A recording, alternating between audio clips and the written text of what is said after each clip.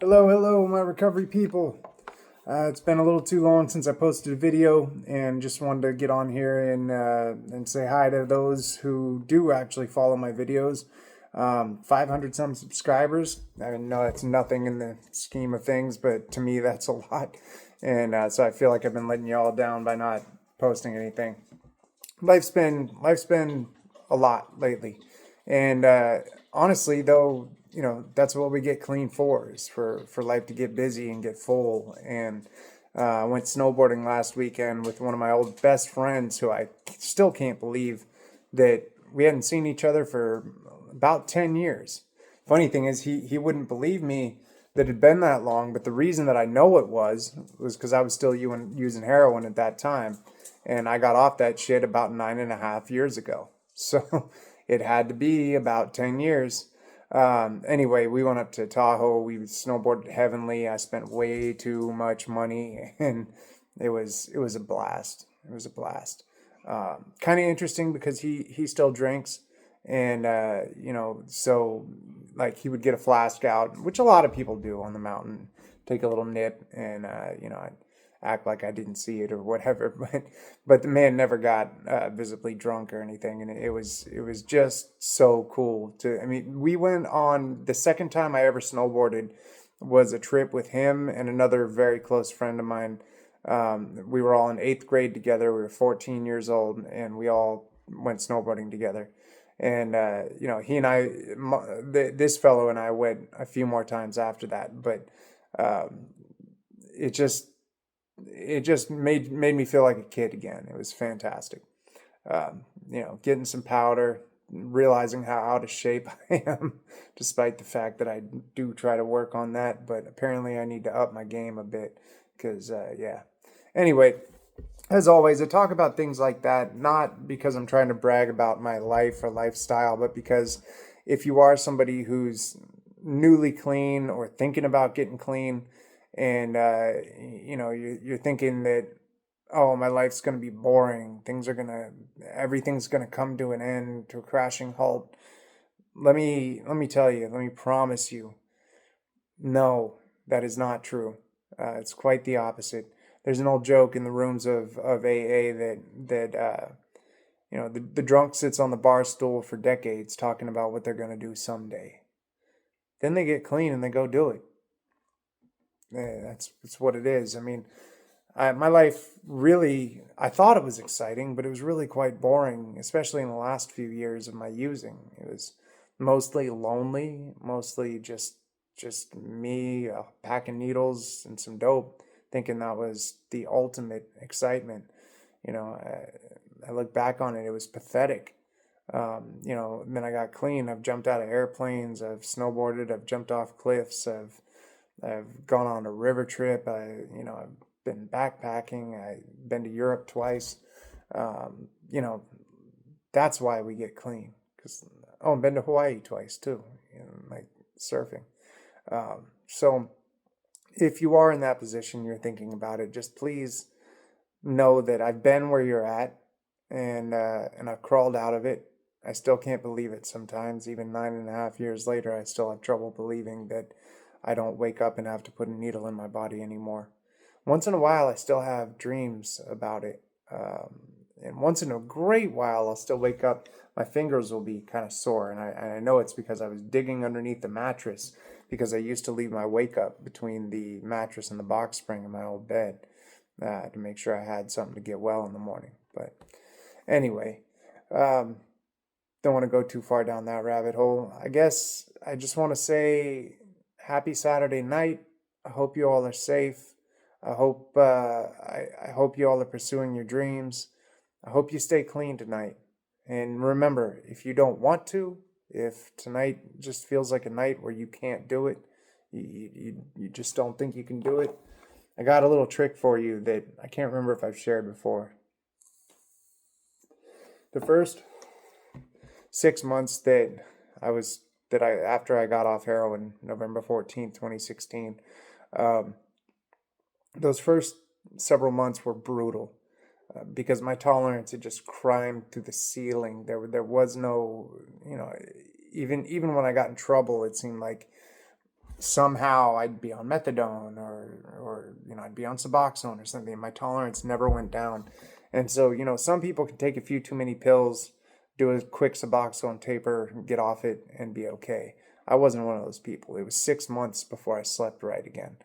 And in that 6 months, there were times when the desire to use was just brutal. And my trick was, you know what? I give up. Fuck it. I'm gonna call the dope man. I'm gonna do it.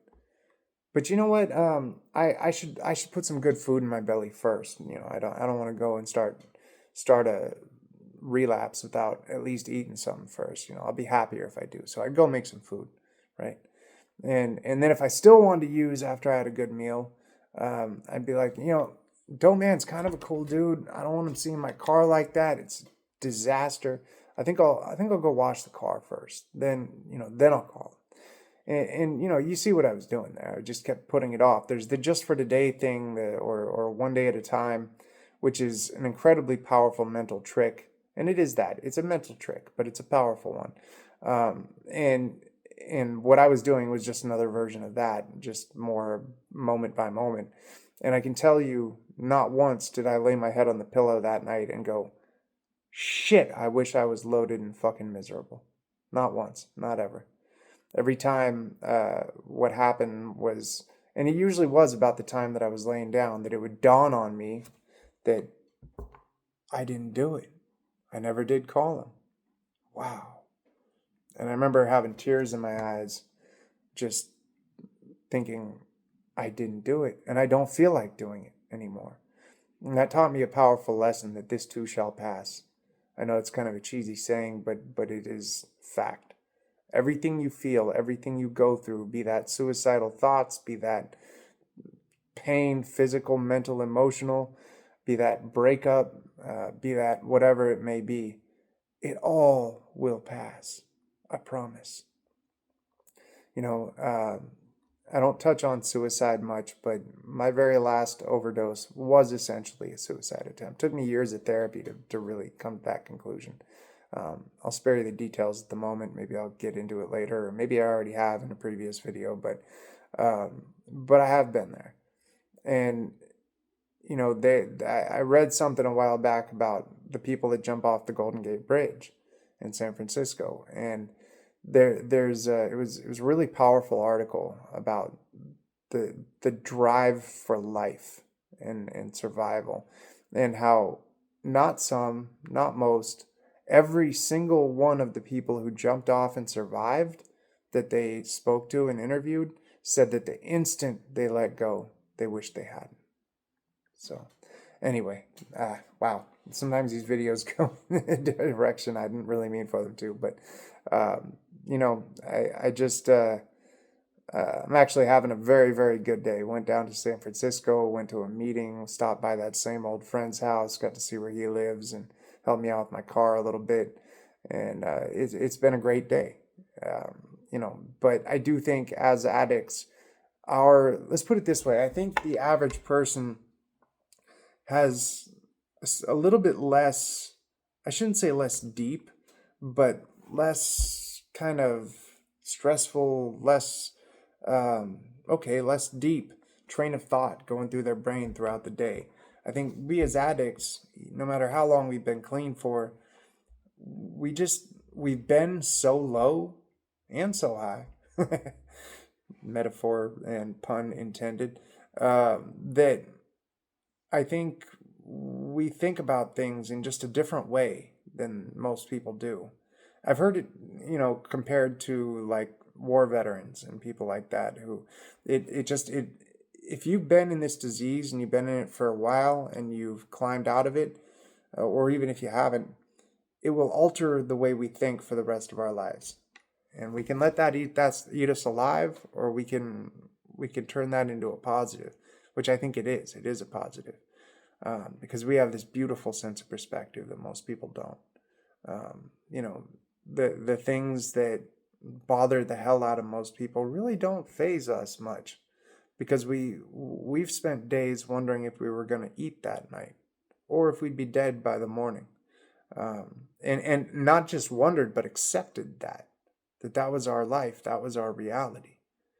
And so when we climb back out of that and we manage to be successful, it changes us for the positive, I believe. We see what's really important in life. And so if you're out there and if you're doing great and you're having a fantastic Saturday night and you're watching my video, I know it was kind of rambling and all over the place, but thank you for spending a few minutes to hang out with me and watch my video. If you're struggling though, you're the one I really want to reach. If you're out there and you're hurting, and maybe you're on the street and all you have is a cell phone and you stumble across this, just know, my friend, it can get better. It's the hardest thing you'll ever do in your life, but you can do it. I've been in the tenderloin. I've been like that, and I can tell you it gets better. Just need to keep pushing. And right, that old saying, it's darkest right before the dawn. That's the truth, man. When it feels the most hopeless, when it feels like you can't do anything and you can't climb out of it, I promise you can. You can. And if you keep pushing and you bring yourself out of it, it'll be the best thing you ever did, and it will allow you to have a life beyond your wildest dreams. So, last thing I'll say on that, if you are one of those people, or if you're newly clean and you're struggling, I always respond to my comments. Please feel free to hit me up in the comments, and let me know how you're doing. Let me know if you need a friend to talk to. I will absolutely be there for you. For what it's worth, I am a professional drug and alcohol counselor. It's what I've done for a living for the last 8 years. But I'm also just a man in recovery who wants to be there for anybody going through some small piece or big piece of what I've been through. Didn't really mean to drop a video tonight, but I'm glad I did. I hope I said something that resonates with you. I hate this, but I gotta say it anyway. Please add, like, whatever the fuck I'm supposed to say, all that stuff. Please do it. Anyway, if nobody's told you they love you today, I love you.